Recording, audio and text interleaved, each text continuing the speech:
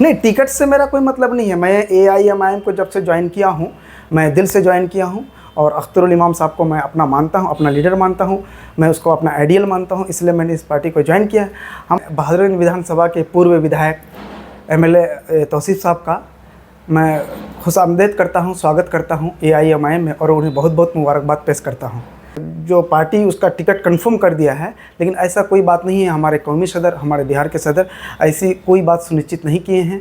जो पार्टी का प्रोटोकॉल होता है, एक सर्वे होता है, सर्वे के बाद ही कोई भी कैंडिडेट को घोषित किया जाता है, तो हम लोग उसका वेट कर रहे हैं। डॉक्टर हसन रेजा साहब, आप MIM ज्वाइन किए थे और साथ ही साथ प्रत्याशी के तौर पे काम भी कर रहे थे। आज 2-3 महीने से बात चल रही थी कि बहादुरगंज के पूर्व विधायक तौसीफ़ आलम साहब भी MIM ज्वाइन करने वाले हैं और कल वो जाकर के हैदराबाद में ज्वाइन भी कर लिए हैं। और साथ ही साथ अगर देखा जाए तो AIMIM के जो ऑफिशियल ट्विटर हैंडल अकाउंट है, उसके द्वारा ये भी बताया गया है कि वो आने वाले विधानसभा के प्रत्याशी होंगे।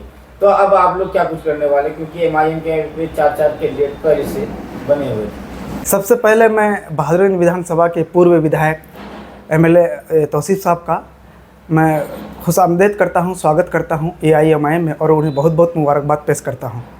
ये हकीकत है कि कोई भी कद्दावर नेता जब किसी पार्टी में आता है तो वो पार्टी मजबूत होता है, और यकीनन आज AIMIM की कामयाबी को देख करके बड़े बड़े जो नेता हैं वो हमारे पार्टी में आ रहे हैं। ये AIMIM की कामयाबी है। और बात रही कि जो पार्टी उसका टिकट कंफर्म कर दिया है, लेकिन ऐसा कोई बात नहीं है। हमारे कौमी सदर, हमारे बिहार के सदर ऐसी कोई बात सुनिश्चित नहीं किए हैं। जो पार्टी का प्रोटोकॉल होता है, एक सर्वे होता है, सर्वे के बाद ही कोई भी कैंडिडेट को घोषित किया जाता है, तो हम लोग उसका वेट कर रहे हैं कि जो पार्टी का प्रोटोकॉल है उसके हिसाब से जांच हो, सर्वे के बाद ही। आने वाले वक्त में चुनाव को लेकर के अगर टिकट नहीं होती है आपको, तो आपका क्या कदम रहेगा, क्या कुछ करेंगे?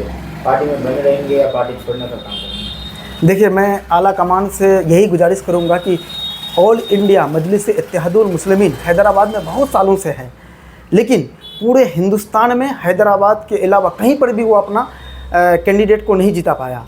सिर्फ एक सीमांचल ही है जहाँ पे जीता है, और सीमांचल में जीतने का कारण सिर्फ ये है कि यहाँ के कार्यकर्ता बहुत एक्टिव है, जज्बाती है, मेहनत करते हैं ईमानदारी से।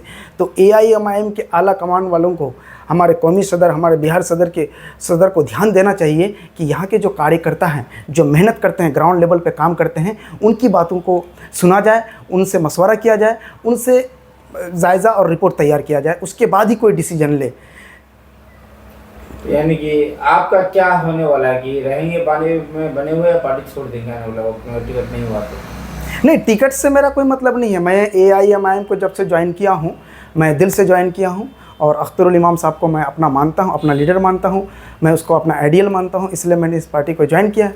हमारे बिहार सदर का जो डिसीजन होगा वो सराखों पे होगा। अगर वो मुझे टिकट देंगे तो ठीक है, मैं लड़ूंगा, और अगर नहीं देते हैं, किनको भी दे, थर्ड पर्सन को दे, हम लोग उनका स्वागत करेंगे। लेकिन जो पार्टी का प्रोटोकॉल है, उस प्रोटोकॉल के हिसाब से सर्वे होना चाहिए, सर्वे के बाद ही टिकट दिया जाए। अच्छा, पहलगाम में जो मामला हुआ है, आतंकी हमला हुआ है, तो 27 से 28 लोग उसमें मारे गए हैं, और ये बताया जा रहा है कि उसका नाम पूछ करके, उसका धर्म पूछ करके गोली मारा गया। क्या कुछ कहेंगे इसको लेकर के? मैं पूरे हिंदुस्तान के 140 करोड़ अवाम को एक मैसेज देना चाहता हूँ। मैं मोदी सरकार और अमित शाह से कहना चाहता हूं कि पूरे हिंदुस्तान आपके साथ खड़ा है। पूरे हिंदुस्तान के अवाम, चाहे हिंदू हो, मुस्लिम हो, सब आपके साथ खड़ा है। जो भी टेररिस्ट है, किसी भी धर्म का हो, किसी भी विचारधारा का हो, आप उसको पकड़िए और उनको पनिशमेंट दीजिए, क्योंकि अगर आप ऐसा नहीं कर पाते हैं, आतंकवाद को नहीं पकड़ पाते हैं, हमारे नागरिक, हमारे पर्यटक अगर सुरक्षित नहीं है, तो ये रक्षा मंत्रालय की कमी है। उस पर सवाल या निशान आता है कि हमारे रक्षा मंत्रालय इतना कमज़ोर क्यों, कि बाहर से आतंकवाद कैसे आ जाते हैं। जैसे जितने भी देश के सीमाएं हैं, जितने भी अपना सीमाएं हैं हिंदुस्तान के, 50 किलोमीटर तक सेंट्रल सरकार का वहाँ पर अपना कब्ज़ा होता है। सेंट्रल सरकार वहाँ पर देखते हैं। आज सेंट्रल सरकार ये दावा करता है कि हम बहुत मजबूत हैं, 56 इंच का सीना है हमारा, उसके बावजूद भी आतंकवाद क्यों आया? ठीक है, हिंदू मुस्लिम के नाम पे वहाँ पर किया, नाम पूछ करके किया, लेकिन वो अगर मुसलमान भी है, लेकिन वो तो टेररिस्ट है। हिंदू है तो टेररिस्ट है। टेररिस्ट का कोई धर्म नहीं होता, वो अपने आप को कोई मज़हब बताए कि हम मुसलमान हैं, हम हिंदू हैं, सिख हैं, क्रिश्चियन है। मैं तो यही कहूँगा कि कोई भी टेररिस्ट का कोई धर्म नहीं होता है, उन्हें पनिशमेंट मिलना चाहिए। पूरे हिंदुस्तान के अवाम मोदी सरकार के साथ खड़ा है इसका जवाब देने के लिए। बहुत